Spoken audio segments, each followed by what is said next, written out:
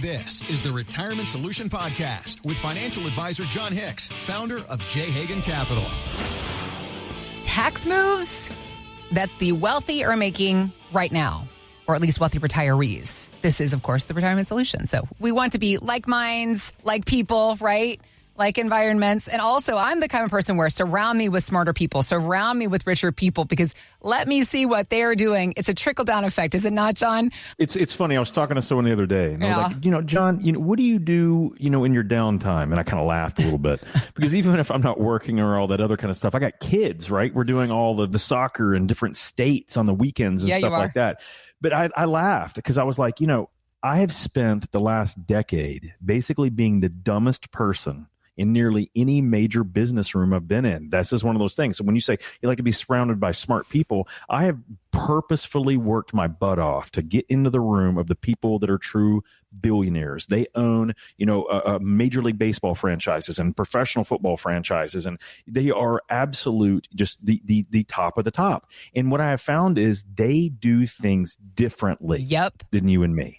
A tremendous amount of what they do is really simple. They just understand the rules better than most of us, right? So over the years, what I've found is that has been a real thing for me. I want to be the dumbest person in that room because then it's like osmosis. I just suck it in, and hopefully the more I hear it, the more I think about it, the more I can just exude that, right? And that's one of those things that I think when it comes to retirement, most of us don't sit around thinking about, hey, what's it like let's go hang around a bunch of retirees. Hey, I don't know how much shuffleboard and pickleball you want to get into any given day, or the 4:00 dinner buffet. But the idea is like, how do you surround yourself with the smart people that make retirement really look attractive, right? It's about purpose. People that have purpose, they have passion in the things they're doing on a day-to-day basis. They absolutely succeed in retirement. Now, if they make the financial proper steps to go that direction, it's even better. It's even better because then they're putting all of that passion and that fun that they want to do, but they're combining that with really smart investment decisions. And it doesn't mean they get scads and scads of money like these billionaires. They're just making really good choices for different phases of their life. And man, it ends up being a completely different ball game. But those are the people that I've been hanging with. Well, let's learn from the ones who seem to be doing it better, at least according to this article, because the Wall Street Journal did a publication talking about it. The headline was literally "Retire Richer: Tax Smart Moves Wealthy Retirees Are Making Right Now." Absolutely. And that's what I want to dive in with you on this conversation, John, because we talk on the podcast, we talk on the radio program ad nauseum about the fear that so many of us have about where we're headed as a country with our debt. How are they going to pay that off? My 401k is untaxed money, or other IRA opportunities, untaxed money. They're coming for us. Absolutely. How can I do better? What can I do now? So I wanted to ask you to go through this list with us. Clarify what you believe is worth us knowing about to implement, and how at J. Hagan Capital you can help us. Absolutely. So one of the biggest things that I have learned over the years is that taxes are, without question, the single most important thing for how you go from a millionaire to be a billionaire. It is impossible. It is impossible to get to be a billionaire if you keep paying taxes on the first 10 million, because you're going to give half of it away. And then you've only got 5 million. To have real, unbelievable compounding wealth, you have to do it with tax efficiency. And yet every single day, your average, what they used to call the middle class millionaire, the guy that's got $2 to $7 million.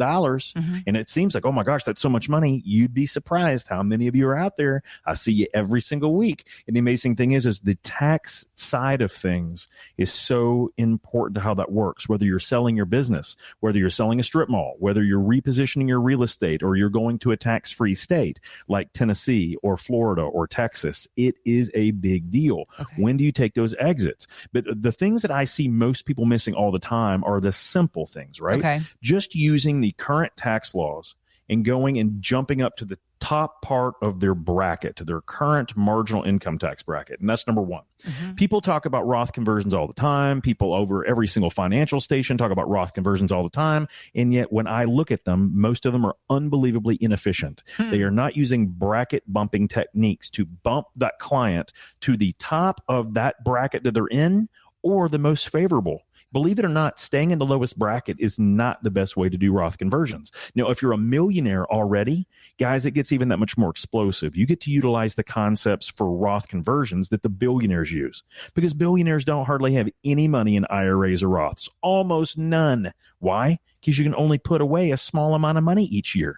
To be billions, these guys are selling businesses or doing real estate transactions or negotiating these huge deals. And so they all have to wonder every single day, hey, if I do this, is my taxability, is my tax equivalent yield great? So they're looking for all those alternatives. Okay. So whether you have a ton of money already in Roth, the main thing is that what you can do is find out, should you still do Roth conversions or should you find the Roth on steroids? Contact our office. That's one of the best things that we can teach you. Okay. You have to be a multimillionaire to start with in order to be able to utilize it. That's not a joke. That's just how the rules are written. Okay. Don't get mad about it. Just understand, if you can do that, take advantage of it, right? So that's number one.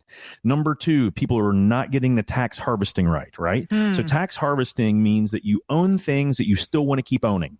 But if you make a very judicious sale of that asset, you can buy it back a little bit later and you can actually write that loss right off your taxes. Now, amazingly, what I see all the time is tax loss harvesting, but most people don't know that you can harvest tax gains and potentially pay a much lower tax bill on those gains. People aren't even aware of that. Like, hold on, what are you talking about, John? Yeah, if you're in the bottom two tax brackets in the United States, every dollar that you would have paid in capital gains, you pay not one single penny. No, why is that? Right. Because there is no capital gains rate if you're in the 12% or lower tax bracket. So I see people all the time like, well, I'm not going to sell that UPS stock, John, because I don't know. I don't want to pay the taxes. It's like, well, hold on. Aren't you in the 12% tax bracket? That means you have no capital gains rate. There is no tax to be able to do that. Whether you buy it back later at a much lower or a much higher cost basis, which means what? You don't have to pass away to give a step up in basis to someone else. Really smart to consider not only tax loss harvesting, but tax gain harvesting. Huge, right? The big three, so those are the first big two. Now, the third one is really comes down to required minimum distributions. So the government over the last several years have changed things around a little bit. And now we don't have to take the money out at 70 and a half like we used to. Now, most of us don't have to start pulling money out until we're 73. And on the top end, up to even age 75. We may not even have to make a required minimum distribution payment until we're 75 years old. And people are going, well, that sounds great. Well, is it? Because what happens if you have all that money that's been compounding like it has been, and all of a sudden we have a couple great year runs, and all of a sudden that money gets compounded and you don't have to pull it out till 75, but guess what happens? When you have to start pulling out that required minimum distribution, it puts you in the highest marginal tax rate from that year until you're gone. That's exactly right. And by the way, the whole reason you have to pay those tax rates is because the government wants to make some money that it has not made in the past off of you selling those assets and distributing it out. Okay. So here's what I know. You do not get a step up in cost basis for your kids to inherit your IRA.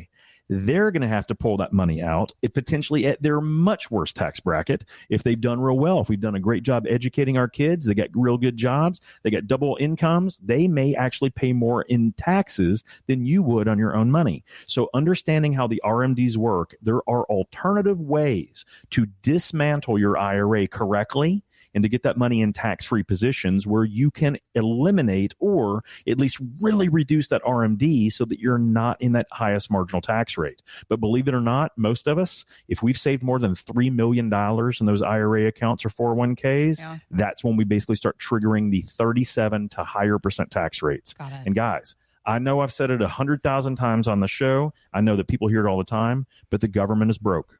The government has no money. They need to use our money. They're going to collect it from those of us that have saved really, really well. And they may end up taking 37 to 40 to 50% of what we've saved if we don't plan for this kind of stuff, right? Because I don't care what anyone says. If we don't have a balanced budget, these current tax cuts that I'm really excited about right now, they will not stay in play. They will have to go away, and who knows how much worse they get. But there is bipartisan support, which means Republican and Democrat support on doing means testing and things like that. So the better we've done, the more means we have, the more taxation we're either going to have, or the more they're going to reduce our amount of Social Security or the cost of living adjustments on Social Security. So those are things we really want to plan for, because my fear is we've only got 3 years left of this current tax legislation. 3 years for this current administration. And after that, all bets are off. So those are the biggest things that we can consider. Other things that we need to know about, though, is qualified charitable distributions, right? So if you're going to give money to a charity when you're in retirement, think about doing it sometimes heaped in 1 or 2 years so you can take advantage of the current tax structure, right? That means instead of giving them $5,000 a year every single year, you do a qualified distribution. It counts towards your RMD, but you may actually do $15,000 or $20,000 one time, and that's going to pay you up for the next 3 or 4 or 5 years. Why would we do that? It can be really, really smart if you have other expenses that you know are going to happen down the road. Mm-hmm. So qualified charitable deductions for your distribution, for your RMDs, I think is tremendously important. All right, John, quick recap. Ensure that we are taking advantage of tax brackets for Roth conversion opportunities. Bracket bumping is one of the best things we can do. Bump up to the next tax bracket if it's going to be advantageous to your situation. Tax loss and gain harvesting. Absolutely. So based on your current tax bracket, you may actually pay zero capital gains, which makes all the sense in the world to do capital gains harvesting, which almost no one talks about. And then also having RMD strategies. Quickly, and I know we could have a whole other conversation about this, but let's just quickly touch on the idea of a business owner getting ready to sell a business for a large sum of money.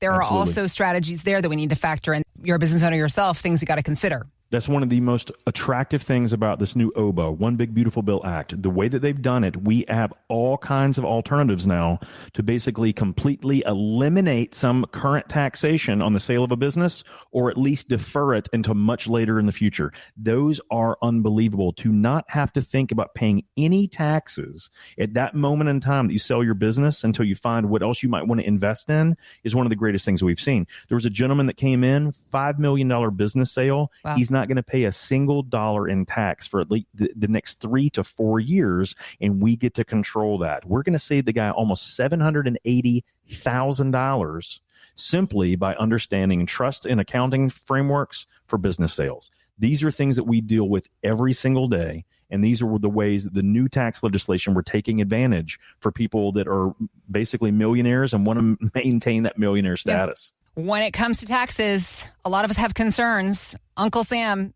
may or may not have a plan right now, but he's surely coming up with one. And you don't have to just stand there and take whatever he gives you. You can take advantage of opportunities now. John and his team at J. Hagan Capital here to show you what the rules are and where you can work in that space. Of course, everything is done above the book and wanting to be honest and legal. That's goals for all of us. But also, none of us want to have to pay $1 more in taxes than they already have, or that we need to. At J. Hagan Capital, they're here to show you what strategies you can implement to keep more of your money where it belongs, in your pocket. Let's start the conversation. Visit us at retirementsolutionshow.com.